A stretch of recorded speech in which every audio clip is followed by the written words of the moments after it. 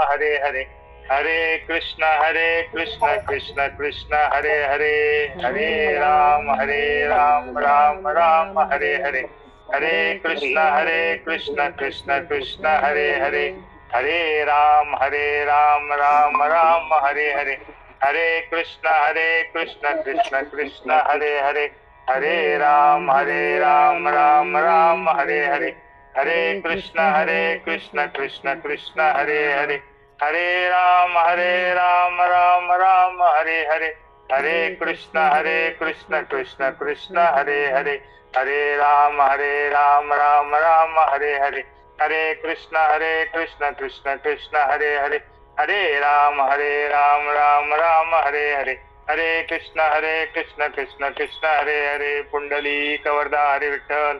श्री ज्ञानदेव तुकाराम पंढरीनाथ भगवान की. माऊली ज्ञानेश्वर महाराज. जगद्गुरु तुकाराम महाराज की जय. पवनसुत हनुमान की जय. स्वानंद सुख निवासी सद्गुरु स्वामी गणेशनाथ महाराज, सद्गुरु स्वामी अरविंदनाथ महाराज. वासुदेव हरी वासुदेव हरी वासुदेव हरी. जय जय रघुवीर समर्थ.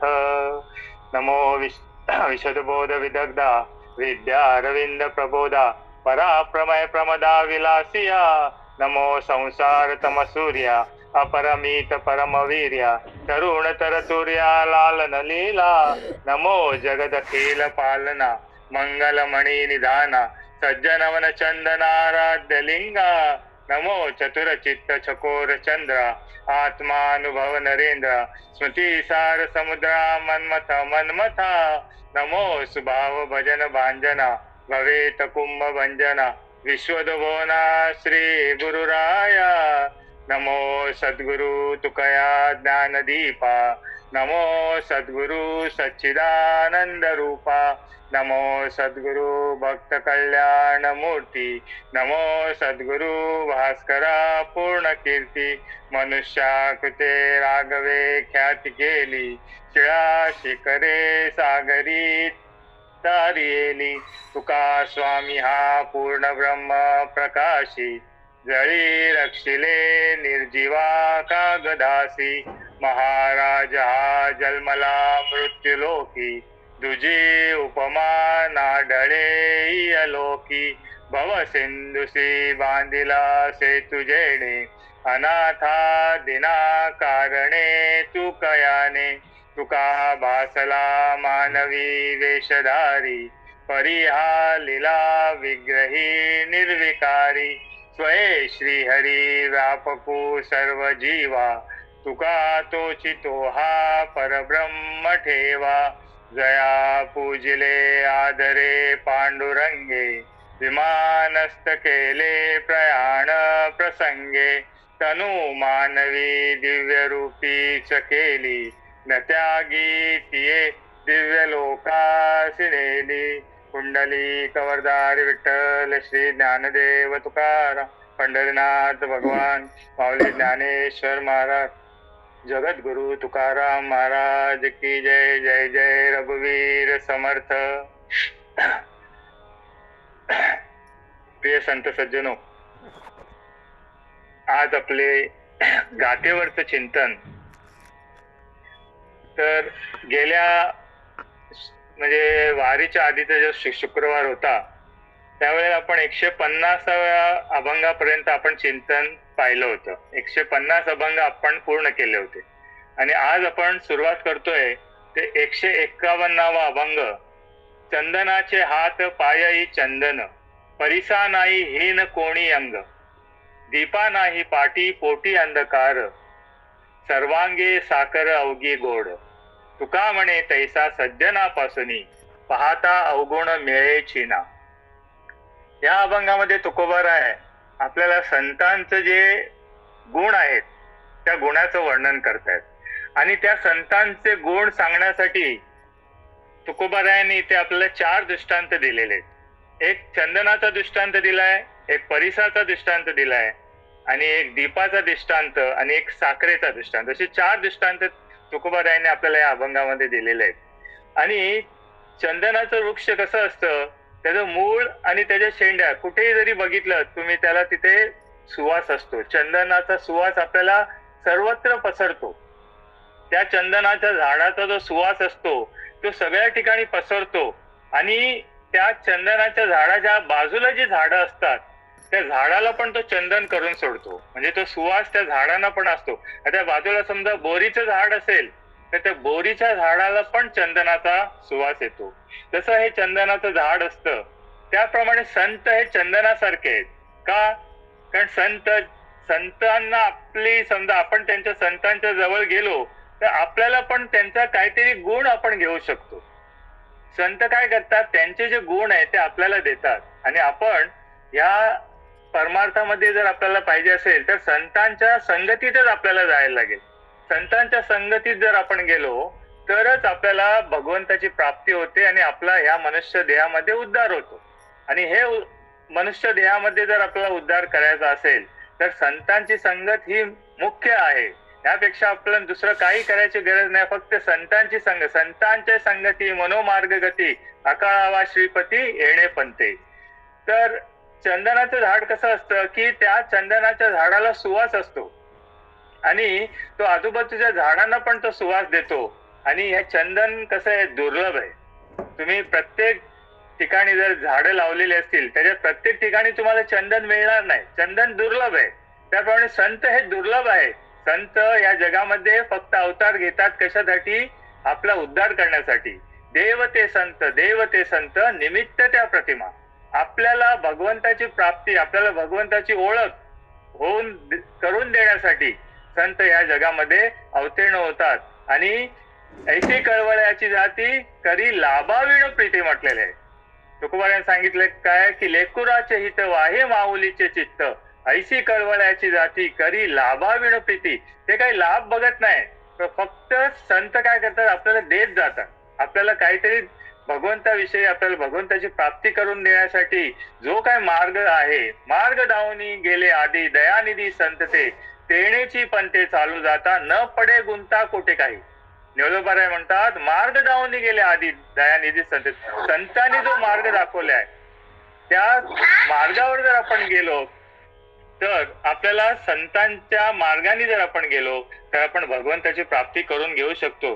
म्हणून तुकोबाराय आपल्याला या अभंगामध्ये चंदनाचं आपल्याला दृष्टांत देतात की चंदन जसं असतं की त्या बाजूच्या झाडांना पण तो सुवास देतो, तसे संत काय करतात की आपल्या आजूबाजूच्या लोकांना सगळ्यांना त्यांचा वारा लागला शीतळ शांतीचा वारा म्हटलंय. संतांच्या बरोबर गेलो तर आपल्याला काय शीतळ शांतीचा वारा लागतो. आणि त्याप्रमाणे त्या इथे गेल्यानंतर पण त्या चंदनामध्ये दुर्गुण आहे. आता तो दुर्गुण काय असेल तर त्या चंदनाच्या झाडाखाली साप असतो आणि ते चंदनाच्या झाडाखाली तो सर्प असतो. त्यामुळे ते त्याचं दुर्गुण आहे. आणि चंदन जे आहे ते चंदन आपल्या बाकी झाडांना जसं सुवास देतो तसं त्या आपल्या वेळूच्या झाडाला तो सुगंध देत नाही. तसं ते दुर्गुण चंदनामध्ये. पण संतांमध्ये जर आपण बघितलं तर आपल्याला काही दुर्गुण दिसणार नाही. संतांमध्ये सद्गुणच आहेत. म्हणून ते सद्गुण सांगण्यासाठी तुकोबारायाने आपल्याला या अभंगामध्ये चंदनाचा दृष्टांत दिला. आणि पुढे जाऊन ते सांगतात परिसा नाही हीन कोणी अंग. परीस आपल्याला सगळ्यांना माहिती आहे. परीस जो आहे तो लोखंडाला लावलं की ते लोखंड सोनं होतं, असं हे परीस आहे. ते परीस जसं आपल्याला माहिती आहे नामदेव महाराजांच्या चरित्रामध्ये आपण बघितलेलं आहे. परिसा भागवताकडे ते परीस होता आणि तो त्या नामदेव महाराजांच्या पत्नीना तो परीस दिला होता. आणि त्यांनी त्यांच्या घरामध्ये जेवढे काही लोखंडाचे सामान होते त्या सगळ्यांना तो परीस लावून सोनं केलं होतं. जेव्हा नामदेव महाराज आले त्या नामदेव महाराजांना कळलं हे काय, कुठून मिळालं तुला, हा सोन्याचं झालं कसं, हे कळल्यानंतर त्यांनी काय केलं, तो परीस घेतला आणि जाऊन आपल्या चंद्रभागेमध्ये टाकून दिला. आता तो परिसा भागवत ज्याचा परीस होता तो आला ते विचारायला की बाबा हा परीस मी तुमच्याकडे दिला होता तो कुठे आहे. तर ते त्याची नामदेव महाराजांची बायको जी होती ते बोलली नाही, त्यांनी घेतला आणि तो चंद्रभागेमध्ये टाकला. तर त्या परिसा भागवतांनी काय सांगितलं, मला आत्ताच्या आत्ता ते परीस पाहिजे. आता नामदेव महाराजची ख्याती काय होते, लढीवाळ भक्त होते भगवान पांडुरंगाचे. त्यांनी काय केलं, त्या चंद्रभागेमध्ये उतरले आणि खाली पाण्यामध्ये हात घातला आणि असे एवढे सगळे त्यांनी खडे काढले आणि सांगितलं याच्यामधला तुमचा कुठला परीस आहे, खडा आहे तो घ्या. तर ते सगळेच खडे परीस होते. तसं ह्या परिसाचं असं आहे की तो परीस त्या लोखंडाला लागला की ते सोनं होतं. त्याप्रमाणे संत आपल्याला भेट झाली, आपली भेट झाली तर आपल्या जीवनाचं पण सोनं होतं. का की ते आपल्या जीवनाचा उद्धार करून टाकतात, आपल्यामध्ये बदल घडवून आणतात. म्हणून संत हे परिसासारखे. तुकोबाराय सांगतात की परिसा नाही हीन कोणी अंग, त्याप्रमाणे त्याला कुठूनही लावा, तुम्ही आजूबाजूला कुठूनही लावा, वरून खालून कुठूनही लावा तो परीस त्या लोखंडाला, त्या लोखंडाचं सोनं होतं. तसं संत हे आपल्याला कसेही भेटले, कुठल्याही रूपात भेटले, कसेही आपल्याला त्यांचा संबंध आला तरी आपलं या जीवनामध्ये उद्धारच आहे. म्हणून तुकोबाराय आता तिसरा जो दृष्टांत देतात, दीपा नाही पाटी पोटी अंधकार. आता जो दीप असतो, तो दीप लावलेला असतो आपण, त्याला मागे पुढे अंधकार नसतो. दीप म्हणजे प्रकाशच असतो आणि तो प्रकाश सगळ्या जगाला प्रकाश देणारा दीप आहे. त्याला मागे नाही पुढे अंधकार नाहीये. म्हणून संत पण तसेच असतात. संत हे आपल्याला प्रकाशात आणतात, संत आपल्याला प्रकाश देतात. संत काय करतात की या मनुष्य देहामध्ये आलेले जे काही आपण जीव आहोत यांना प्रकाश देतात. म्हणजे काय, सद्गुरू जे काय करतात आपल्याला अंधकारातून प्रकाशाकडे आणतात. म्हणजे आपल्याला जे काही भगवंताची ओळख झालेली नसते ती भगवंताची ओळख करून देणं, म्हणजे याचा अर्थ काय की प्रकाशात आणणं. आणि त्या प्रकाशात आल्यानंतर आपल्याला भगवंताची ओळख होते आणि तसे हे संत आपल्याला प्रकाश देतात. म्हणून दीपा नाही पाटीपोटी. आता ह्या दीपाचं एक दुर्गुण काय आहे की त्याच्या जे आजूबाजूला पाठीपोटी अंधकार नाहीये, ठीक आहे, तुकोबाराय म्हणतात दीपा नाही पाठीपोटी अंधकार, पण त्या दीपाच्या खाली जर बघितलं, त्या दीपाच्या खाली तुम्हाला अंधकारच दिसणार. तेवढं ते दुर्गुण त्या दीपामध्ये असतो. पण संतांमध्ये तेवढंही दुर्गुण नाहीये. संतांमध्ये सर्वत्र त्यांचा प्रकाश देण्याचं त्यांचं काम असतं आणि ते त्याप्रमाणे देतात. पुढे चौथा दृष्टांत जे देतात, सर्वांग साखर अवघी गोड. साखर काय आहे? साखर आपण कशी ठेवा. एखादा माणूस रात्री झोपलेला असेल आणि त्याच्या जिभेवर जरी तुम्ही साखर ठेवली तरी त्याला ती कडू लागणार आहे का? नाही, ती गोडच लागणार आहे. त्याप्रमाणे साखर तुम्ही कशीही खा, कोणीही खा, ती गोडच लागणार आहे. ती गोड साखर तशी आपल्याला सर्वांगाने आपल्याला ती गोड लागते. आणि सर्वांग साखर अवघी गोड म्हटलेलं आहे. कशी केले ते साखर गोड आहे, पण ती गोड असलेली साखर त्याच्यामध्ये एक दुर्गुण काय असतो की जास्त साखर खाल्ल्याने आपल्याला काय होतं, डायबिटीस होतो, आपल्याला काही ना काही रोग येतात. त्यामुळे साखर प्रमाणात खायला पाहिजे. तसं त्याच्यामध्ये पण दोष आहे. तर प्रत्येक दृष्टांतामध्ये जे काही त्यांनी आपल्याला इथे सांगितलेले तुकोबारायांनी, त्याला त्याच्यामध्ये काही ना काही दुर्गुण आहेत, काहीतरी दोष आहेत. पण संतांमध्ये काही दोष नाही. म्हणून तुकोबाराय सांगतात शेवटी, तुका म्हणे तैसा सज्जनापासून पाहता अवगुण मिळेची ना. त्यांच्यामध्ये एकही अवगुण आपल्याला मिळणार नाही. संतांमध्ये अवगुण मिळणारच नाही. कारण संत कसे असतात की हे आपल्याला सगळं त्यांचे जे गुण आहेत ते आपल्याला देतात. आपल्या पदी बैसविता, म्हणजे त्यांचे जे पद आहे ते आपल्याला देतात. संत काय करतात, त्यांच्या पदावर आपल्याला जाऊन नेऊन बसवतात. जसे सद्गुरू काय करतात, त्यांच्या पदावर आपल्याला बसवतात. आपल्याला माहिती आहे की निवृत्तीनाथ महाराज हे ज्ञानदेव महाराजांचे माऊलींचे गुरु होते. पण त्यांनी काय केलं की ते स्वतः खाली बसले आणि त्यांच्या वरची जागा कोणाला दिली, माऊलींना दिली. माऊली वर बसून त्यांनी ज्ञानेश्वरी सांगितली. तसं आपल्याला ते पद देतात, स्वतःचं पद आपल्याला देतात. आणि त्याप्रमाणे तुकोबाराय सांगतात, तुका म्हणे तैसा सज्जनापासून पाहता अवगुण मिळेची ना.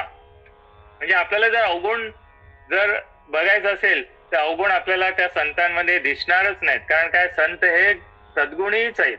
संतांनी सद्गुण आहे म्हणजे कसं, तीन प्रकारचे आहेत, सत्व रज आणि तम, हे तीन गुण आहेत. या गुणामध्ये संतांचं असं ते सत्व गुणामध्येच असणार.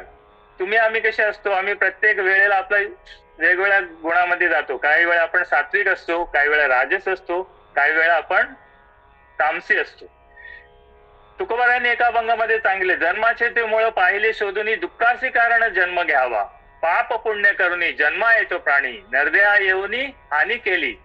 सत्व रज तम याची गुणी जगी वाया गेले. आणि तम तम म्हणजे काय? नरकची केवळ. आणि तम म्हणजे काय? नरकची केवळ. आणि राजस गुण म्हणजे काय? ते फक्त मायाजाळ आहे. आणि तुका म्हणे रजतो सबळ मायाजाळ. रजतो सबळ मायाजाळ. तुका म्हणे इथे सत्वाचे सामर्थ्य. करावा परमार्थ अहर्निशी. परमार्थ कसा करायचा? अहर्निशी सदा परमार्थ करायचा. अहर्निशी सदा परमार्थ करावा. पाय न ठेवावा आडमार्गी. पुढच्या अभंगामध्ये म्हटलेलं आहे, अहर्निशी सदा परमार्थ करावा, पाय न ठेवावा आडमार्गी. तसं प्रत्येक गुण आहे, जे 3 गुण आहेत, त्या 3 गुणामध्ये आपण विभागलो आहोत. आणि संत जे आहेत त्या गुणाच्या पलीकडे, या 3 गुणांच्या पलीकडे ते सात्विक आहेत, पण त्या 3 गुणांच्या पलीकडे. आणि त्यांना ते गुण लागत नाहीत. ते गुण कशाला? आपल्यालाच लागतात. सत्व रज आणि तम. प्रत्येक वेळेला आपण त्या वेळेला आपण त्या गुणामध्ये जातो. आणि म्हणून या 3 गुणाच्या जर पलीकडे आपण गेलो तर आपल्याला भगवंताची प्राप्ती होऊ शकते. या 3 गुणांच्या पलीकडे आपल्याला जायचं. संत जसे करतात, संत जसे त्या 3 गुणांच्या पलीकडे जातात, तसं आपल्याला करायचंय. तर शेवटी तुकोबाला सांगतात, तुका म्हणे तैसा सज्जनापासून पाहता अवगुण मिळेची ना. म्हणजे त्यांच्याकडे अवगुण आपल्याला सापडणारच नाहीत, ते सद्गुणच मिळेल. असं करून ह्या अभंगाचं थोडक्यात आपण चिंतन केलेलं आहे. आता पुढचा अभंग आहे, मन करा रे प्रसन्न सर्व सिद्धीचे कारण, मोक्ष अथवा बंधन सुख समाधान इच्छाते. मने प्रतिमा स्थापिली, मने मना पूजा केली, मने इच्छा पुरविली, मन माऊली सकाळांची. मन गुरु आणि शिष्य करी आपुलेची दास्य, प्रसन्न आपणास गती अथवा अधोगती. साधक वाचक पंडित श्रोते वक्ते ऐका मात, नाही नाही आन दैवत तुका म्हणे दुसरे. तर या अभंगामध्ये तुकोबारायांनी मनाचं चिंतन केलेलं आहे. मन म्हणजे काय ते म्हणतात की मन तुम्ही सदा प्रसन्न ठेवा. मन करा रे प्रसन्न सर्व सिद्धीचे कारण. तुम्हाला जी काही सिद्धी पाहिजे असेल तर ती सिद्धी तुम्हाला प्राप्त करून घ्यायची असेल तर तुमचं मन प्रसन्न पाहिजे. आता मन जर आपण प्रसन्न नसेल तर आपण काहीच करू शकत नाही. तुम्ही आपले मन प्रसन्न करा, म्हणजे ते आपल्याला अनुकूल असे करा. जेवढ्या म्हणून काही सिद्धी आहेत त्या सर्वांचे कारण हेच आहे. मोक्ष मिळणे, अगर सुख होणे, अगर बंधन होणे किंवा समाधान मिळणे, या सर्वांचे इच्छारूपी मन मूळ आहे. तुम्हाला जे काही करायचंय, तुम्हाला काही सिद्धी प्राप्त करून घ्यायची, तुम्हाला काही सुख पाहिजे असेल, काही त्याप्रमाणे तुम्हाला काही बंधन असतील, ते बंधन सोडवायचे असतील, ह्या सगळ्यासाठी तुमचं मन जे आहे ते मन प्रसन्न करायचे. आता आपल्याला माहितीये की परमार्थ हा मनाचाच आहे. संसार हा देहाचा असतो, संसार हा देहाने करायचा असतो, आणि परमार्थ हा मनाचा असतो. मन परमार्थात मन लावायचं असतं. जर आपण कुठे कार्यक्रमामध्ये गेलो, सत्संगामध्ये गेलो, तर आपलं मन त्या सत्संगामध्येच राहायला पाहिजे आणि आपण चिंतन करायला पाहिजे. पण आपलं काय होतं, आपण त्या सत्संगामध्ये बसतो आणि आपलं मन सगळ्या ठिकाणी भटकून येतो, सगळ्या बाजारात इकडे तिकडे बाहेर. आपण लगेच आपल्या मनात काय आलं, लगेच आपण कुठेतरी लांब पोहोचू शकतो. कारण मन एवढं स्पीडने पळतं की मन एका ठिकाणी राहत नाही. मन हे चंचल आहे, आणि मन चंचल असल्यामुळे काय होतं, आता एका ठिकाणी असेल, आता एका मिनिटात ते तुमच्या गावी जाऊन येणार, किंवा तुम्ही दुसऱ्या ठिकाणी कुठे असाल तिथे जाऊन येणार. ते मन एका ठिकाणी राहत नाही. म्हणून तुकोबारायांनी या अभंगामध्ये मनाला जास्त भर दिलेला आहे. मनाचं त्यांनी सांगितलं, मन करारे प्रसन्न सर्व सिद्धीचे कारण, मोक्ष अथवा बंधन सुख समाधान इच्छाते. तुम्हाला मोक्ष पाहिजे किंवा बंधनात असाल, बंधन आहे, तर हे सगळं कसं आहे, मनाचं आहे. मन जर तुम्ही प्रसन्न ठेवलं तर तुम्हाला कुठलीही गोष्ट ती आहे ती करता येईल. आता त्यांनी पुढे एक दृष्टांत दिलेला आहे की मन गुरु आणि शिष्य करी आपलेची दास, प्रसन्न आपणास गती अथवा अधोगती. त्याच्या आधी त्यांनी सांगितलेलं आहे की मने प्रतिमा स्थापिली, मना पूजा केली, मने इच्छा पुरविली, मन माऊली सकाळांशी. तुकोबारा सांगतात, दगडाच्या स्थापन केलेल्या प्रतिमेच्या ठिकाणी देवाची कल्पना मनानेच केली आहे. मी या देवाचा भक्त आहे ही कल्पना मनानेच केली, अथवा त्या देवाची याने पूजा केली तरी वास्तविक पाहिले तर मनानेच मनाची पूजा केली असे होते. सर्वांची इच्छा पूर्ण करणारे मन आहे. मन हे सर्वांची आई आहे. तुकोबारा सांगतात की जर आपण एका मंदिरामध्ये एखाद्या मूर्तीची स्थापना केली, प्रतिमेची स्थापना केली, आता ती प्रतिमा आली कुठून? एका दगडातून ती आली. आता तो दगड असतो, त्या दगडाच्या जे खपल्या असतात, बाजूच्या ज्या खपल्या असतात, त्या खपल्या आपण जे काढून टाकलेत, तर मूर्ती तिथे आहेच. त्या दगडामध्ये मूर्ती स्थापन झालेलीच आहे, मूर्ती तिथे आतमध्येच आहे. फक्त त्याला आकार देण्यासाठी हे मूर्तिकार काय करतात, बाजूच्या खपल्या काढून टाकतात आणि त्याला तो आकार देतात आणि ती मूर्ती तयार होते. आता ती मूर्ती स्थापन कोण करतो? आपण मनाने आपणच करतो की हा माझा देव आहे, किंवा त्या मंदिरात आपण स्थापन करतो आणि त्याला आपण दैवत्व आणतो, त्याला प्राण प्रतिष्ठा म्हणतात. त्याच्यामध्ये आपण प्राण आणण्याचा प्रयत्न करतो आणि ते प्राण आणल्यानंतर ती मूर्ती, त्या मूर्तीमध्ये प्राण येतो आणि आपण त्याची पूजा करायला लागतो. आणि आपण असं म्हणतो की आपण भगवंताकडे मंदिरामध्ये गेलो, आपण त्याची पूजा केली वगैरे. आता पूजा कोणी केली? आपण मनाने करतो. आपण काय म्हणतो, मनाने मी पूजा केली असं वाटतं. पण मनाने जरी पूजा केली तरी त्या मूर्तीमध्ये देव आहे का? देव मूर्तीमध्ये नाही, देव आपल्यामध्ये आहे. म्हणून तो हा विठ्ठल बरवा, तो हा माधव बरवा, तो हा म्हणजे त्या मूर्तीकडे आपण पहिला हात करतो, तो, ती मूर्ती म्हणजे तो, हा म्हणजे आपल्यामध्ये जो आहे तो भगवंत. आपण जेव्हा भगवंताचे मंदिरात जातो, आपण हात जोडतो. आपण हात जोडल्यानंतर काय होतं बघा, की हे दोन अंगठे आपल्याकडे असतात, आपल्या हृदयाकडे दोन अंगठे असतात. बाकी 8 बोट आपण सरळ असतात आणि आपण देवाला आपण हे करतो. तर देव काय सांगतो की तू माझ्याकडे आलेला आहेस, मला तू प्रणाम करतोयस, माझी पूजा करतोयस, बरोबर आहे. पण मी स्वरूपामध्ये मी तुझ्याकडेच आहे, रूपामध्ये मी इथे आहे. मंदिरामध्ये देव रूपाने उभा आहे, तो रूप आपण स्थापन केलंय. आपण त्याचं जे रूप पाहिजे त्या मूर्तिकारांनी त्याला रूप दिलेलं आहे. पण ते रूप त्याचं तेच आहे असं नाही, ते स्वरूप जे आहे ते आपल्यामध्ये आहे. आपल्या हृदयात जे काय भगवंताचं स्वरूप आहे आणि तिथे ती भक्ती पाहिजे. म्हणून मन काय करायचंय, मन आपल्याला भगवंताच्या चिंतनाकडे लावायचं. मन जर भगवंताच्या चिंतनाकडे जर लावलं तर आपण त्या भगवंताची प्राप्ती सहज करू शकतो. संतांनी काय केलं? संतांनी तेच केलं. उठता बसता त्यांच्या प्रत्येक कामामध्ये भगवंताचं नामस्मरण त्यांनी केलं. त्यांनी त्यांचा संसारही भगवंत रूप झाला आणि परमार्थही भगवंत रूप झाला. का?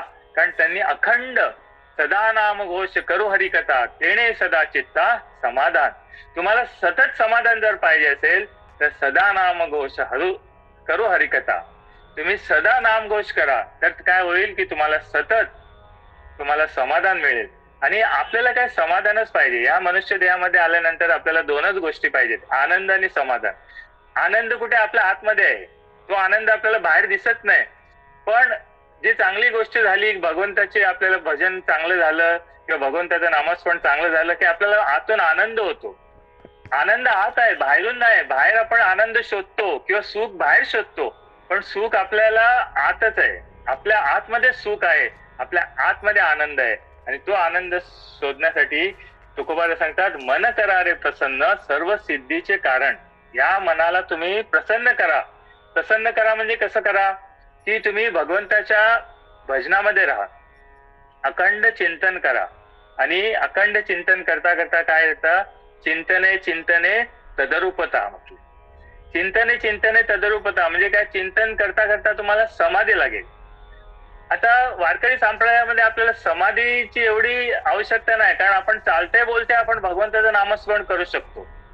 प्रत्येक कामामध्ये आपण भगवंताचं नामस्मरण करू शकतो. आणि हे नामस्मरण करता करता आपल्याला भगवंताची प्राप्ती होऊ शकते. पण त्यासाठी काय? अभ्यास करायला लागेल. आधी अभ्यास. भगवंतांनी काय सांगितलं की पहिले तुम्ही अभ्यास करा, आणि हा अभ्यास केल्यानंतर हे तुम्हाला जमेल. कसं आहे की आधी केल्याची पाहिजे. कारण काय? आपण आधी केलं तरच होईल. तर आपण जर अभ्यास केला तर आपण त्या अभ्यासाने काय होईल की आपण भगवंताची प्राप्ती करण्यासाठी आपल्याला ते नामस्मरण सतत होईल. कारण सुरुवातीला होईल की आपण थोडा वेळ नामस्मरण करतो, काही वेळा नामस्मरण आपल्याकडनं होत नाही, असं वाटतं अरे नामस्मरण होतच नाही. पण ते तिथे सोडायचं नाही, त्याच्या मागे लागायचं. एकदा त्या मनाला कारण मनाचं एक चांगली गोष्ट काय माहितीये का? मनाला तुम्ही जे काय चांगली गोष्ट दाखवणार ना, त्यात मन त्याच्या मागेच जाणार.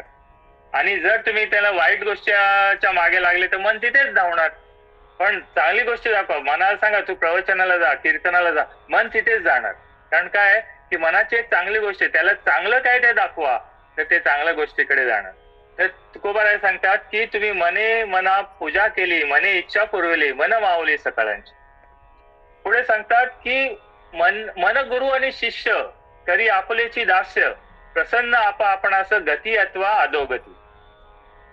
एखाद्याच्या व्यक्तीच्या ठिकाणी गुरुची सेवा मन आपणच करते. मी याचा शिष्य आहे असे मानून मन आपली सेवा आपणच करते. आपल्याला परमार्थात मन अनुकूल झाले तर सद्गती होते, प्रतिकूल झाले तर अधोगती होते.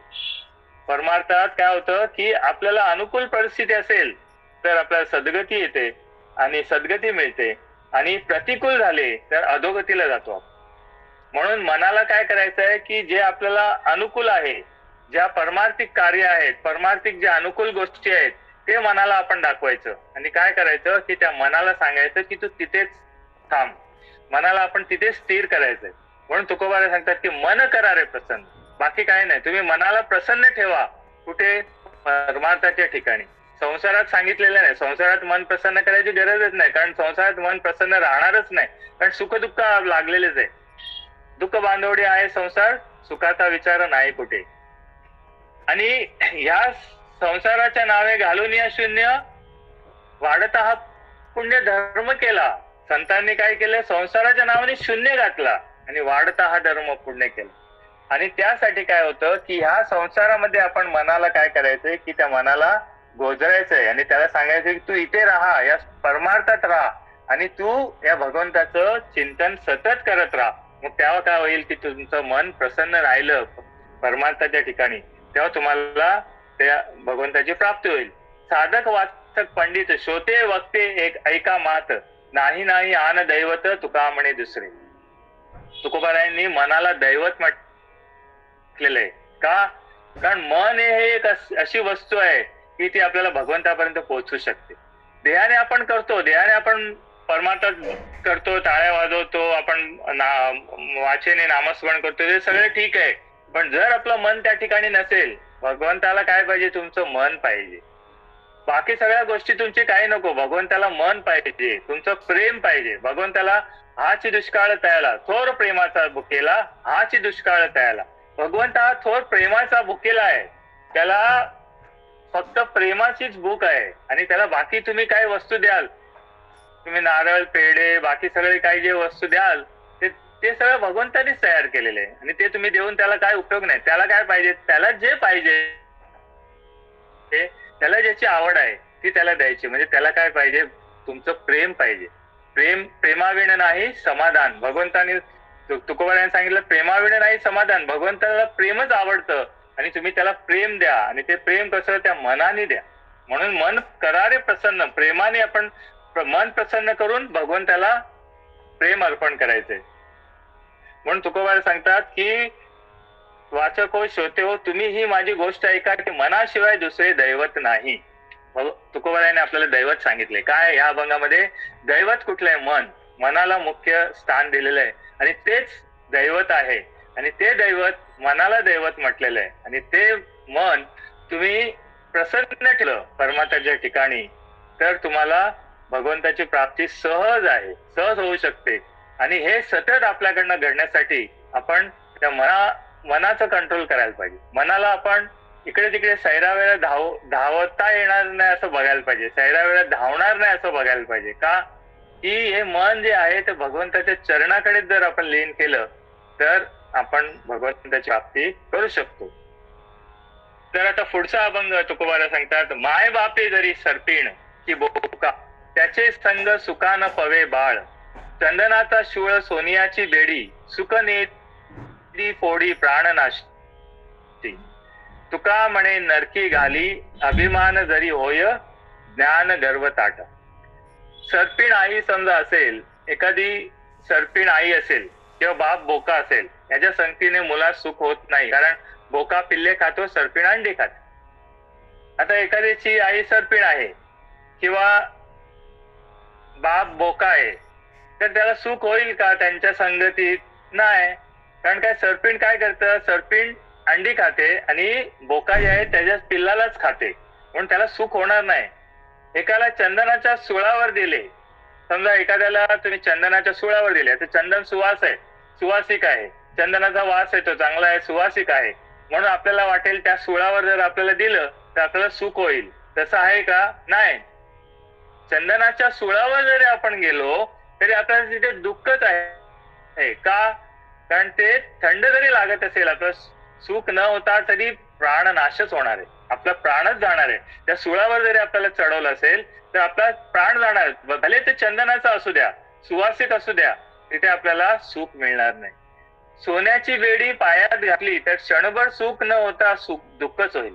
आता सोन्याची बेडी आपल्या पायात घातली, समजा बेडी घातली आपल्याला पायात, तर बेडी घालून जर आपल्याला नेलं तर सोन्याची बेडी जरी असली तर आपल्याला ते क्षणभर जर सुख वाटत असेल, दुःखच आहे. कारण काय की आपल्याला बेडी घालून नेलेलं आहे, पण ते सोनं आपल्याला त्यावेळेला कामाला येत नाही, ते सोनं आपल्याला सुख देत नाही. तसं तुकोबाला सांगतात की चंदनाचा शूळ सोनियाची बेडी सुख नेदी फोडी प्राणनाशी. आपल्याला सुख देणार नाही, आपला प्राणच नेणार आहे. त्या चंदनाचा शूळ पण आपल्याला प्राण नेणार आहे आणि आपल्याला त्या सोन्याची बेडी पण आपल्या पायात घातल्यानंतर क्षणभर सुख न मिळता दुःखच होईल. तुकाराम महाराज म्हणतात, जर ज्ञानाचा गर्व ताठरपणा होईल तर तो अभिमान नरकास घालवे. काय आपल्याला परमार्थामध्ये गर्व जो असतो, हा गर्व आपल्याला नकोय. अभिमान किंवा आपल्याला जे काय अभिमान होतो किंवा आपल्याला तो गर्व जो येतो की मला हे येतं, मी हे करतो, हा गर्व जो आहे ना तो आपल्याला नकोय. कारण काय की हा गर्व आपल्या परमार्थाच्या आड येतो. जर अहंकार जो असतो, आपला अहंकार, कारण मन बुद्धी चित्त आणि अहंकार हे चतुष्ट आहे, तर त्या मन बुद्धी चित्त आणि अहंकार शेवटचा जो आहे तो अहंकार प्रत्येकामध्ये असतो, पण तो अहंकार आपल्याला जास्त नसावा. कारण तुकोबाराने सांगितलं, अहंकार गेला तुका म्हणे देव झाला. म्हणजे आपल्यातला अहंकार जर गेला तर आपण देवच होतो. म्हणून तुकोबारा सांगतात की तुम्हाला अहंकार नकोय, भगवंताला अहंकार आवडत नाही. त्यासाठी तुकोबाराय बोलतात, तुका म्हणे नरकी घाली अभिमान जरी होय ज्ञान गर्व ताटा. आपल्याला जर अभिमान झाला, आपल्याला जर गर्व झाला, तर गर्वातनं काय होईल की आपली हानी आहे.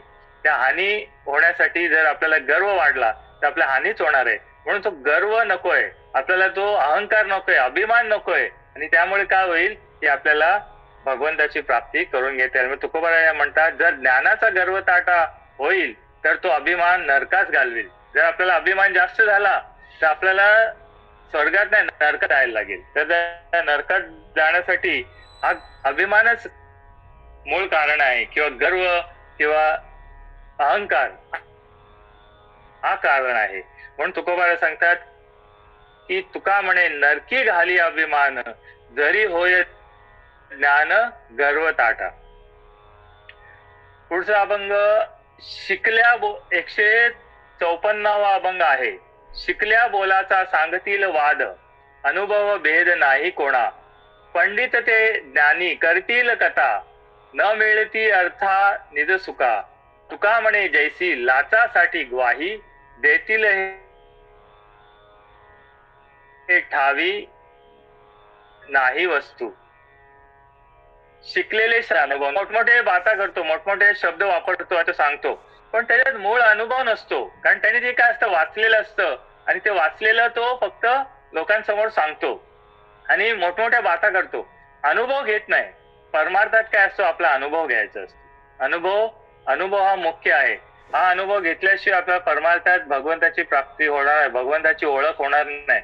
आता एखाद्याला आपण समजा सद्गुरूंनी, आता काल आपली गुरुपौर्णिमा झाली, सद्गुरूंनी आपल्या सगळ्यांना काही अनुग्रह दिलेला आहे, एक नाम दिलेलं आहे, त्याला बीज मंत्र म्हणतात. आणि रामकृष्ण जाणं हा उघडा मंत्र आहे, रामकृष्ण हा उघडा मंत्र आहे. आणि बीज मंत्र सद्गुरूंकडनं आपल्याला मिळतो. आणि तो बीज मंत्र जो असतो तो जर आपल्याला सद्गुरूंनी दिला आणि तो आपण असाच ठेवला, त्याचं काय होणार आहे? काहीच होणार नाही, त्याची प्रगती होणार नाही. आता एक दृष्टांत दिला जातो की एका गावामध्ये सद्गुरू आले आणि त्यांना भेटायला 2 शिष्य आले. आता त्या 2 शिष्यांमध्ये सद्गुरूंनी काय केलंय की शेंगदाण्याचे जे हे असते भुईमुगाचे शेंगा असतात, ते शेंगा त्या दोन्ही शिष्यांना सद्गुरूंनी दिले आणि प्रसाद म्हणून दिला आणि त्यांना सांगितलं की हे तुम्ही तुमच्याकडे जपून ठेवा आणि मी जेव्हा पुढच्या वेळेला येईल तेव्हा मला तुम्ही याचं काय झालं ते मला सांगा, काय तुम्ही मला परत दाखवा तुम्ही काय केले. तर ह्या दोन शिष्यांना ते भुईमुगाच्या शेंगा मिळाल्या आणि त्यांनी काय केलं की ते घरी घेऊन गेले. आता त्याचे ते हुशार होता, त्यांनी काय केलं, ते भुईमुगाच्या शेंग आहेत त्या त्याच्या शेतामध्ये पेरल्या आणि ते पेरल्यानंतर त्याला भरपूर असे ते दाणे आले, नंतर वाढत गेलं. आणि दुसरा शिष्य जो होता त्यांनी काय केलं, सद्गुरूंनी सांगितलंय की मी तुम्हाला हा प्रसाद दिलाय, तुम्ही जपून वापरा आणि मी आल्यानंतर परत मला दाखवा. म्हणून त्यांनी काय केलं, की चांगल्या कागदामध्ये आपल्या चांगल्या कपड्यामध्ये त्याला बांधून त्याला व्यवस्थित हे करून त्याच्या कपाटाच्या तिजोरीमध्ये एका डब्यामध्ये ठेवून दिलं.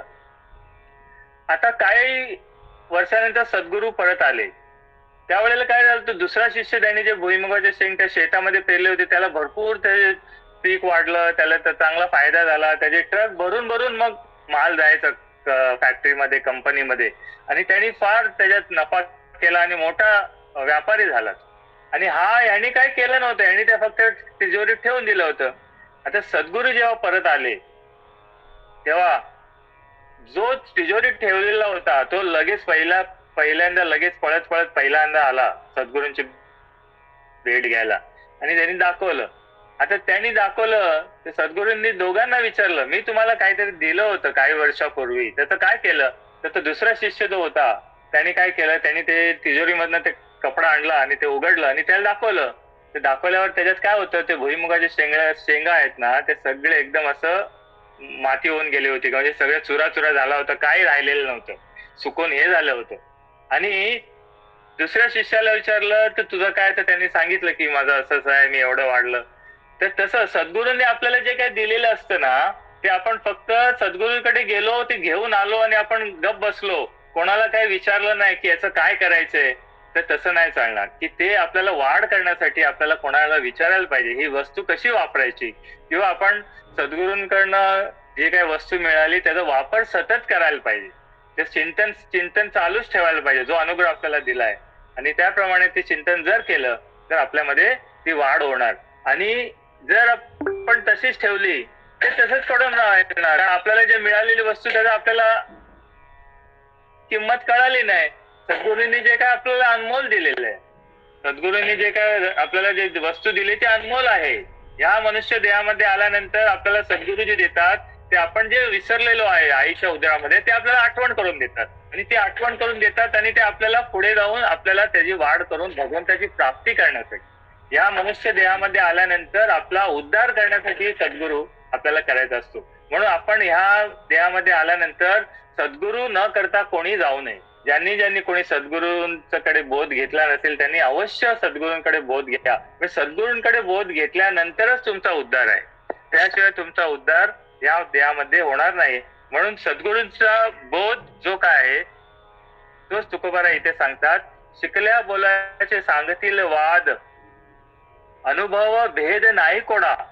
म्हणजे सद्गुरूने आपल्याला जे काही दिलेलं आहे त्याचा अनुभव आपल्याला घ्यायला पाहिजे. आणि अनुभव घेण्यासाठी जरी शिकलेला असेल भरपूर, पण जर तो अनुभव घेतला नसेल आणि असंच सांगत असेल तर त्याचा काही उपयोग नाही. ज्ञानी पंडित कथा करतील, ब्रह्म निरूपण करतील, पण निरूपणाचा अर्थ जे सुखरूप ब्रह्म त्याची ते जीवाने मिळत नाही. म्हणजे ज्ञानी पंडित जे असतात ते ब्रह्माचं निरूपण करतात, ब्रह्म असं आहे तसं आहे मोठमोठे आपल्याला सांगणार, पण निरूपणाचा अर्थ तर त्यांना सुख देणार नसेल, त्यांनाच कळत नसेल तर त्याचा काही अर्थ नाही. पण तुकाराम महाराज म्हणतात म्हणे अशा अनुभव शून्याचा हा प्रकार समजावा.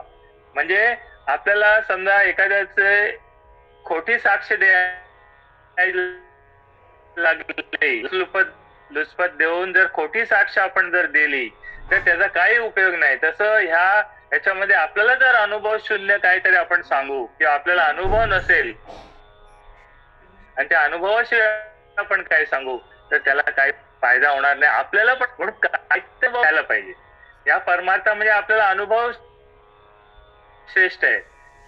सद्गुरूंनी आपल्याला जे काही दिलेले त्याचा अनुभव घ्या आणि ते अनुभव आपल्या दुसऱ्याला प्रगट करून सांगू शकतो की बाबा हा अनुभव आहे. आता आपण वारीला गेलो, वारीवरनं सगळे आले. आता वारीमध्ये जे काय अनुभव आहे तो आपण वारीला गेलेल्या लोकांनाच कळेल, बाकीच्यांना हा तो अनुभव मिळणार नाही, कारण तो सुख सोहळा स्वर्गी नाही.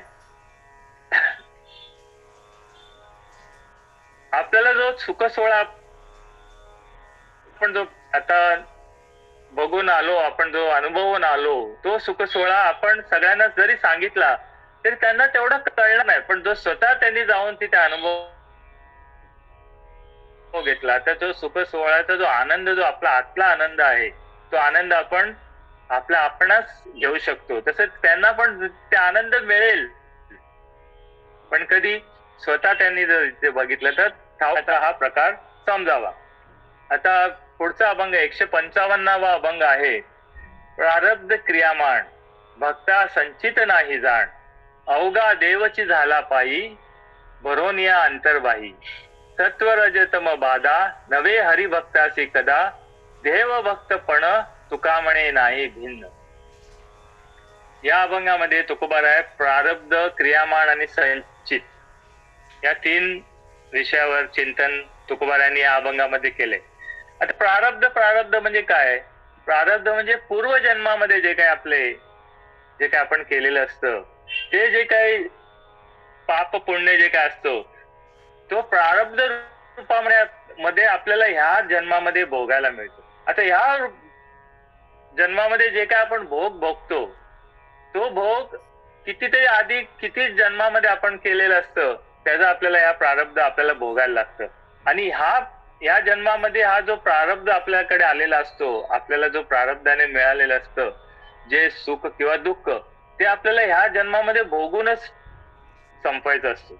आणि संचित म्हणजे जे संचित थोडं राहिलेलं आहे, त्याच्यामध्ये क्रियामाण, ह्या जन्मामध्ये जे काय आपण नवीन जे काय पाप पुण्य करू, ते क्रियामाण आपण त्या क्रियामाण रूपाने त्या संचितामध्ये आपण जमा करत जातो आणि मग ते पुढच्या जन्मामध्ये आपल्याला ते मिळते.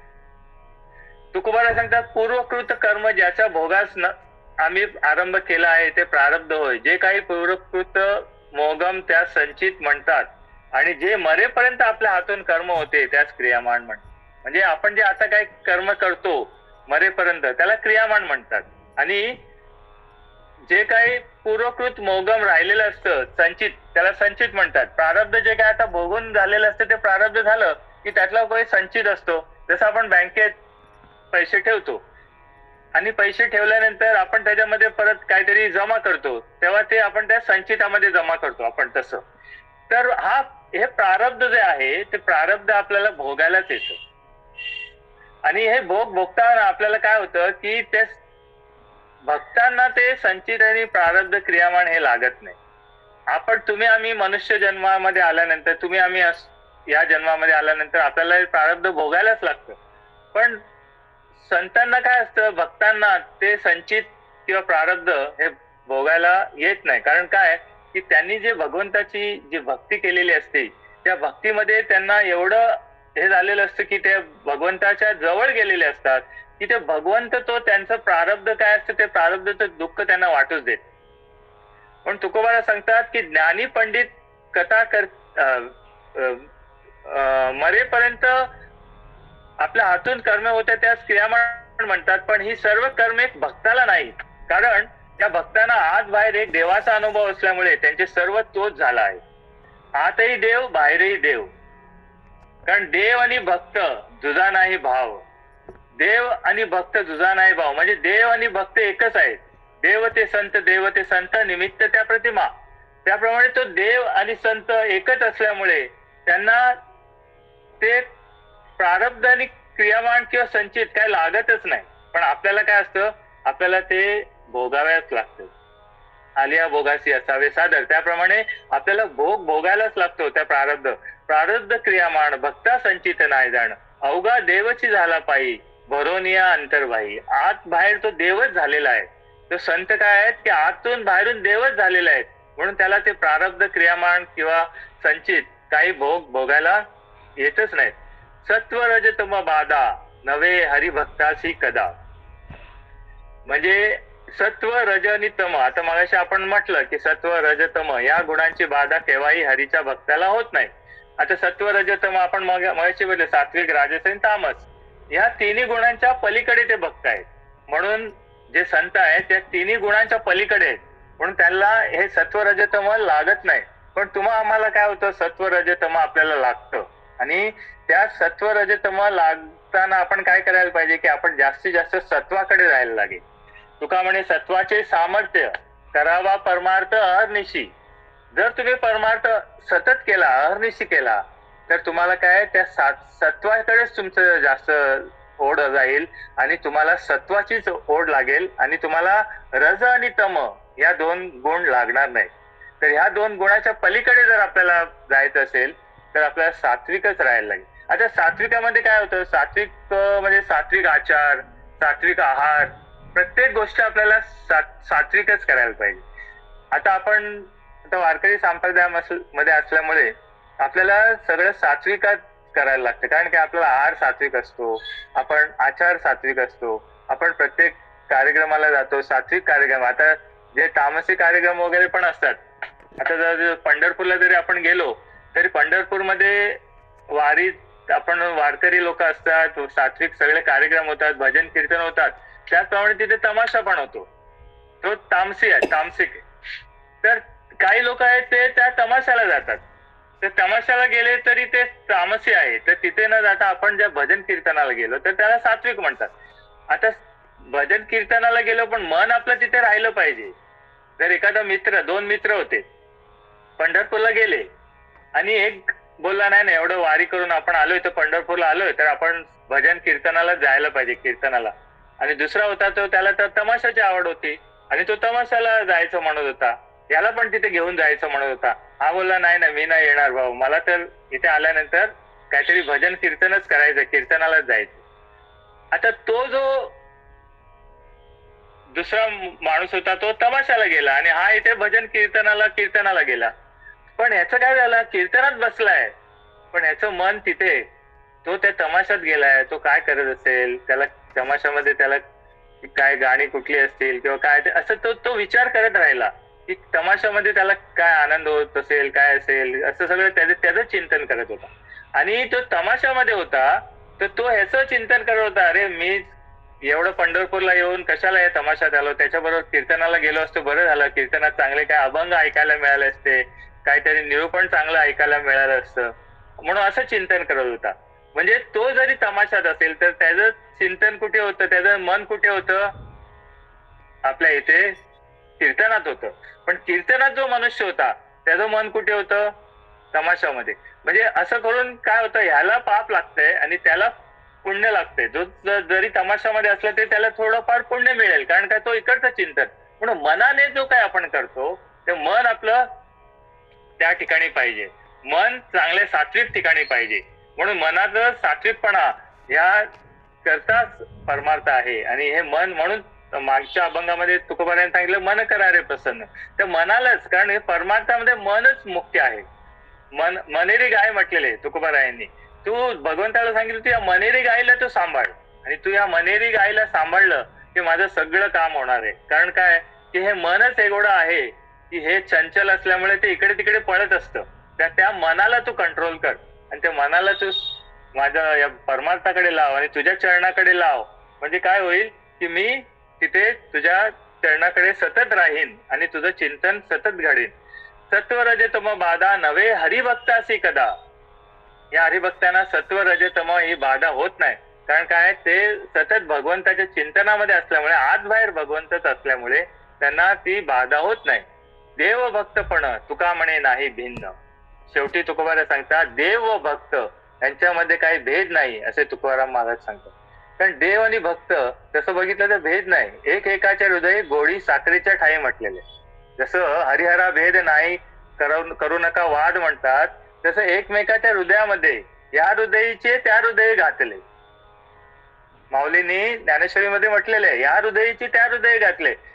भगवंतांनी काय केलं की त्यांच्या हृदयामधनं त्या संतांकडे त्यांनी ते घातलं आणि संतांनी काय केलं, ते संतांनी त्या भगवंताला आपल्या हृदयामध्ये धारण केलं. त्यामुळे देव आणि भक्त हे वेगळे नाहीयेत, ते एकच आहेत. आणि त्यामुळे तुकोबारा सांगतात देव भक्तपण तुका म्हणे नाही भिन्न. हे भिन्न नाहीयेत, एकच आहेत देव आणि भक्त. म्हणून देव काय करतात की भक्ताची उपासना करतात आपण जशी देवाची उपासना करतात, देव पण त्या भक्ताची उपासना करतात. कारण देवाला काय 4 प्रकारचे भक्त आहेत: आर्त, अर्थार्थी, जिज्ञासू आणि ज्ञानी भक्त. 4 भक्तामध्ये भगवंताला सगळ्यात जास्त आवडणारा कोण आहे? ज्ञानी भक्त आहे. हा ज्ञानी भक्त. म्हणजे माऊलींनी आपल्या ज्ञानेश्वरीमध्ये सांगितलंय की हे 4 भक्तामध्ये ज्ञानी भक्त श्रेष्ठ आहेत. आणि हे ज्ञानी भक्त आर्त कसे असतात? आर्त म्हणजे त्यांना जसं काही लगेच पाहिजे असेल तर आर्त भक्ती करतात आणि भगवंताकडनं काहीतरी घेतात. अर्थार्थी म्हणजे कसे असतात? अर्थार्थी म्हणजे काहीतरी संपत्ती मागतात किंवा पैसा मागतात, भगवंताकडे काहीतरी मागतात, त्याला अर्थार्थी भक्त म्हणतात. जिज्ञासू भक्त म्हणजे जे भगवंताच्या विषयी जाणून घेतात, त्यांना जिज्ञासा असते, भगवंताविषयी जाणून घेतात आणि भगवंताचं जाणून घेऊन त्यांना भगवंताची भक्ती करायची असते. म्हणून भगवंताचे जाणून घेऊन काही चिंतन करणं किंवा काही वाचन करणं किंवा काही लोकांना काही विचारणं की भगवंत म्हणजे काय किंवा भक्ती म्हणजे काय, याच्याविषयी ते सतत त्यांचं चिंतन असतं. त्याला जिज्ञासू भक्त म्हणतात. जिज्ञासू भक्त पण ज्ञानी भक्त सारखंच आहे, पण सर्वात श्रेष्ठ ज्ञानी भक्त आहे. कारण काय की ज्ञानी भक्त म्हणजे संत आहेत आणि हे संत भगवंताच्या जवळ असतात. ते भगवंताविषयीच त्यांचं सतत चिंतन असतं. भगवंताला सोडून ते कशालाच करत नाही, काहीच करत नाही. संसारात राहतील पण संसारातून परमार्थच करत राहतील आणि भगवंताचंच चिंतन करत राहतील. म्हणून त्यांचा परमार्थ पण देवाला आवडतो. कारण काय देवाला परमार्थ त्यांचा आवडतोच, पण त्यांचा संसार पण भगवंताला आवडतो. कारण काय की त्यांनी त्यांचा संसारच परमार्थ केलेला असतो. आपण काय करतो? आपण आपला संसार, आपण परमार्थ संसार करतो. आपण परमार्थाच्या ठिकाणी जातो आणि आपण तिथे संसार करतो. कारण काय तिथे संसाराच्या गोष्टी बोलतो. एखाद्या वेळा आपण देवळात जातो, देवळात गेलो की आपण भगवंताच्या विषयी बोलायला पाहिजे, भगवंताचं चिंतन करायला पाहिजे. पण तिथे जाऊन आपण घरच्या गोष्टी करतो, प्रापंचिक गोष्टी करतो. पण हे संत तसे नाहीत. संत काय की भगवंताच विषयी बोलतात. त्यांच्या संसारामध्ये पण भगवंताविषयी असतं, भगवंतच असतो आणि परमार्थामध्ये पण भगवंत. म्हणून त्यांच्या सतत भगवंताचं चिंतन चालूच असतं. म्हणून तुकोबाला सांगतात, देव भक्त तुका म्हणे नाही भिन्न, प्रारब्ध क्रियामान भक्ता संचित नाही जाण, अवघा देवची झाला पायी भरोनिया अंतर्बाही, सत्व रजतम बाधा नवे हरिभक्तासी कदा, देव भक्तपण तुका म्हणे नाही भिन्न. आता 5 मिनिटं आहेत तर अजून एक अभंग, आपण छोटा अभंग आहे तो घेऊ. शास्त्राचे जे सार वेदाची जो मूर्ती, तो आम्हा सांगाती प्राण सका, म्हणून नाही आणिकाशी पांग, सर्व झाले सांग नामे ऐका, सगुण निर्गुण जयाची अंगे, तोची आम्हा संगे क्रीडा करी, तुका म्हणे आम्ही विधीचे जनिते, स्वयंभू आई ते केले नोहे. जे संपूर्ण शास्त्राचे सार, जो केवळ वेदाचीच मूर्ती, तो माझा प्राणी मात्र माझ्या संगतीला आहे. म्हणून मी दुसऱ्याच्या अंकित नाही, आमची हरीच्या नामाने सर्व सांगता झाली आहे. सगुण आणि निर्गुण ही दोन्ही ज्यांची अंगे आहेत, तोच आमच्या बरोबर क्रीडा करतो. तुकोबाला सांगतात, जे संपूर्ण शास्त्राचे सार, जो केवळ वेदाचीच मूर्ती, म्हणजे कोण? भगवान पांडुरंग. जो वेदाची मूर्ती आहे, सर्व शास्त्राचे सार आहे, असा तो माझा प्राण मित्र माझ्या संगतीला आहे. म्हणजे शास्त्राचे जे सार, वेदाची जो मूर्ती, तो आम्हा सांगाती प्राण सका, तो भगवंत आमच्या बरोबर आहे. तर आम्हाला कशाची काळजी आहे? कशाचीच काळजी नाहीये. म्हणून मी दुसऱ्याचा अंकित नाही, आम्ही हरीच्या नामाने सर्व सांगता झाली आहे. म्हणजे मला दुसऱ्याकडे जायची गरज नाही. म्हणजे एकच देव, एक धरीला चित्ती आम्ही रखुमाईचा पती, किंवा एक गावो आम्ही विठोबाचे नाम, आणि कापे काम नाही आता. एक भगवंताची भक्ती केली. कारण भक्तीचं महत्व कधी येतं की आपण एकाला, आपला तो एक देव करून घ्यावा, तेणे विण जीवा सुख नोहे. एकच देव पाहिजे. पण आपलं काय झालं, आपण वाराला देव बदलतो. आणि वाराला जरी देव असतील, प्रत्येक देवळात आपण जायला पाहिजे, वाराला प्रत्येक देवाकडे आपण जायला पाहिजे. पण त्या वाराला, त्या देवाकडे आपण जाताना, सोमवारी आपण शंकर भगवंताकडे गेलो तर आपल्याला तिथे आपल्याला पांडुरंगाची आपल्याला मूर्ती दिसायला पाहिजे, आपल्याला पांडुरंगाचं दर्शन झालं पाहिजे. कुठल्याही देवाकडे आपण जरी गेलो तर आपलं आराध्य दैवत आहे, त्याचंच आपल्याला दर्शन झालं तर त्याला भक्ती म्हणतात. भक्ती हीच थोरी भक्ती आवडती देवा, संकल्पावी माया संसाराची. आपल्या संसाराची माया सोडून आपण भक्ती करायला पाहिजे. आणि ती भक्ती कशी करायला पाहिजे की एक धरिला चित्ती आम्ही रकुमाईचा पती. म्हणून तुकोबाला सांगतात की आमच्या हरीच्या नामाने सर्व सांगता झाले, सगुण आणि निर्गुण ही दोन्ही ज्याची अंगे आहेत तोच आमच्या बरोबर क्रीडा करतो. आता आपण म्हणतो की आपण सगुण भक्ती करतो. सगुण आणि निर्गुण दोन प्रकारच्या भक्ती आहेत. सगुण भक्ती करता करता आपल्याला निर्गुणापर्यंत पोहोचायचंय. तर निर्गुण भक्ती म्हणजे काय? तिथे आपल्याला देवाची मूर्ती दिसणार नाही, तिथे त्याला देवाला हात नाही, पाय नाही, काय नाही. निर्गुण निराकार परमात्मा आहे. आणि त्याच्या पर्यंत आपल्याला जर पोहोचायचं असेल तर आपल्याला पहिले सगुण भक्तीने पहिला देव काय ते कळून घ्यायला पाहिजे. सगुण भक्ती करता करता करता आपण निर्गुणापर्यंत पोहोचू शकतो.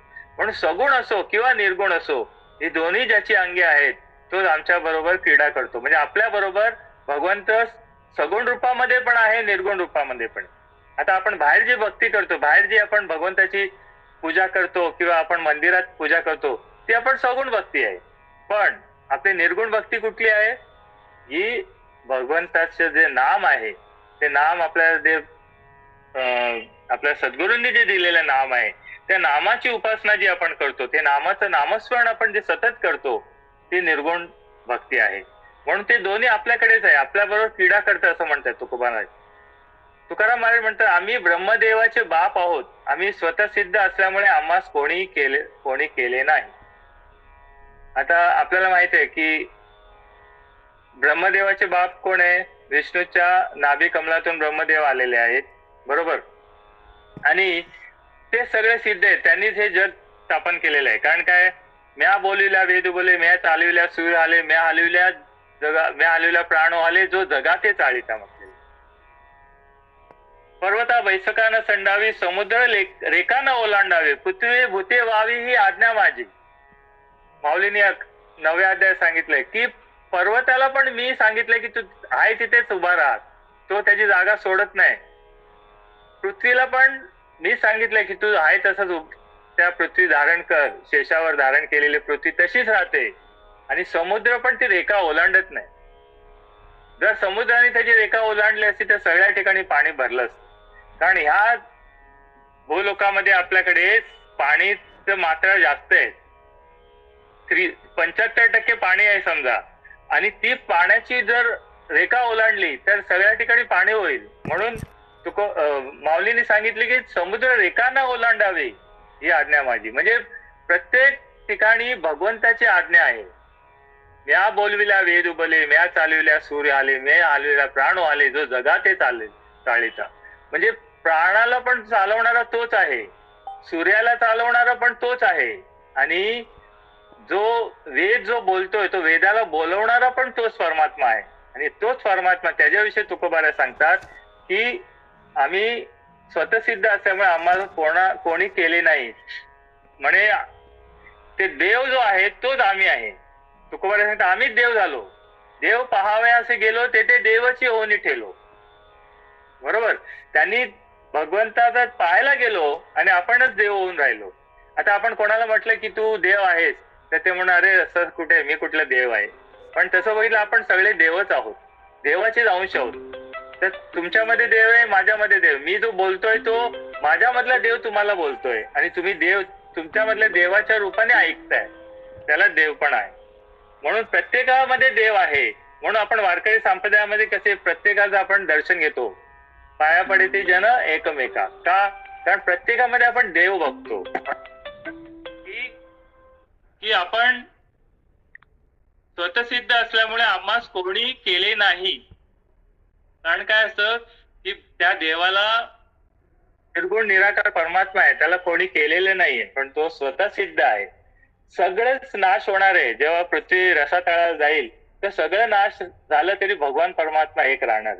आणि परत ती पृथ्वीची स्थापना, म्हणजे याच्या पृथ्वीमध्ये किंवा या सगळ्या जगाची स्थापना होणार आहे. कारण देव आहे आणि ते परत स्थापना करते. तसंच या अभंगामध्ये तुकोबारायांनी सगुण निर्गुण जयाची अंगे तोची आम्हा संगे क्रीडा करी, तुका म्हणे विधीचे जनिते स्वयंभू आहे ते केले नव्हे. तर या अभंगाप्रमाणे आपण 156वा अभंगापर्यंत आपण आज चिंतन केलं. 150वा अभंगापासून सुरुवात केली आणि 156वा पर्यंत आपण चिंतन केलं. आता पुढचे राहिलेले अभंग आपण पुढच्या शुक्रवारी करू. आता कारण वेळ झालेलीच आहे आपली, तर झालेली सेवा ही भगवान पांडुरंगाच्या चरणी, तुम्ही संत मायबापाच्या चरणी अर्पण करतो. आणि माझ्या मुखात जे काही चांगलं असेल ते माझ्या सद्गुरूंचं आहे, आणि जे काही एखादे वाईट शब्द आला असेल तो माझ्या बुद्धीचा दोष समजून तुम्ही ते माझ्याकडे परत करा. आणि झालेली सेवा ही भगवान पांडुरंगाच्या चरणी अर्पण करून पूर्णविराम.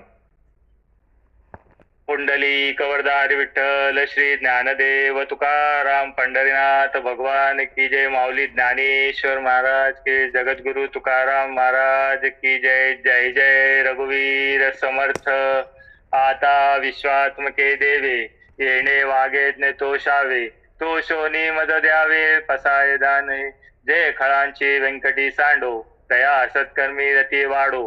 भूता परस्परे पडो, मैत्र जीवांचे दुरितांचे तिमिरे जाओ.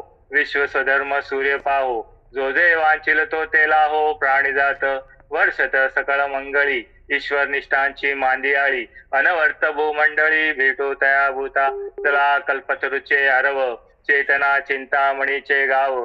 बोलते जे अर्णव पियुषांचे, चंद्रमेचे आलांछन. मातंड जे तापहीन, ते सर्वाईसला सज्जन. सोयरे हो तू किंबहुना सर्व सुखी, पूर्ण नीती लोकी. भजीवादी पुरकी अखंडित, आणि ग्रंथोपजीविये. विशेष लोकाये, दृष्टादृष्ट विजय होवावे. एथ म्हणे श्री विश्वेश्वराओ, हा होईल दान पसाओ. येणेवरे ज्ञानदेव सुखिया झाला, येणेवरे ज्ञानदेव सुखिया झाला. येणेवरे ज्ञानदेव सुखिया झाला. ओम सर्वे वै सुखिनः सन्तु, सर्वे सन्तु निराम, सर्वे भद्राणि पश्यन्तु, मा कशी दुःख मा पुण्यात. हरि ओम. शांती शांती शांती. जय जय रघुवीर समर्थ. रामकृष्ण हरी. रामकृष्ण. रामकृष्ण हरी. रामकृष्ण हरी महाराज. अतिशय रामकृष्ण हरी. अतिशय सुंदर सेवा झाली, खूपच छान. म्हणजे रामकृष्ण. आता आमच्या घोंगडे महाराजांना काही निश्चिंत राहायला हरकत नाही. घोंगडे महाराज जरा बिझी आहेत. उद्या परत पंढरपूरला चाललेत. भाग्यवान आहेत, आता जाऊन आले, आता परत उद्या पंढरपूरला चाललेत. वा वा वा वा. तर फार मोठं भाग्य आहे त्यांचं. सतत जाणं येणं असतं त्यांचं. काय सुंदर, अतिशय सुंदर सेवा झाली.